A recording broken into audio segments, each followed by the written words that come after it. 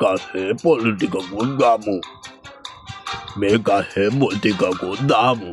ඊට පස්සේ මේව පොළව හරලා පොළවේ තියෙන පණුව දෙතුන් දෙනෙකුත් ගන්න ඕනේ.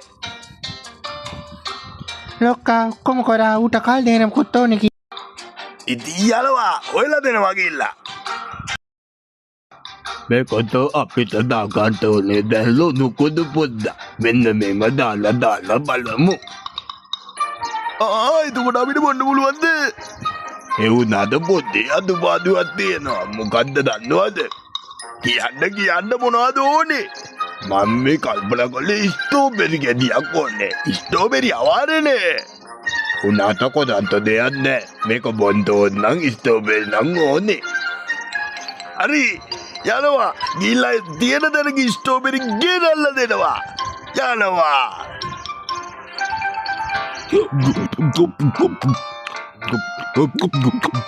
සූදපත් වෙවුනා මහ මොඩයෝ. ඒකනේ වේද අපි කිව්වේ උමා මොඩයෝ කියලා. මගේ මොලේ තමයි මොලේ. ඉතින් ඔය අතරේ රෝමන් නායකයා මග බලනවා ස්ට්‍රෝබෙරි හොයාගෙන තමන්ගේ සගේ වෙයිද කියලා. අපි බලමු මොකද වෙන්නේ කියලා. මේ ඔදේ කොහෙන් ගෙලයි දන්නේ නැහැ. කොහෙ ගිහිල්ලාද? ලොක්කා අන්න අරුන් එනවා. මං නම් හිතන්නේ ස්ට්‍රෝබෙරි නැද්ද කොයිද? මොකද?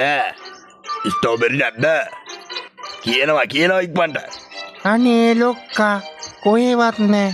එතනත් නැහැ. අනේ මම බැලුවා හැමතැනම නැහැ. මේ නෑ. ලොක්කා මෙන්න චුට්ටක් හම්බුණා. බොහොම අමාරුවෙන් ලොක්කා හොයාගත්තේ. දෙනවා මෙයාට. තමුසේ තමයි මිනිහා. තමුසේ බය වෙන්න බෑ. තමුසේට මං ඇත්තෙක් බරට වස්තුව දෙනවා. ඒ ලස්සකන වස්තු ලැබී ඉස්සර පින පැදිලා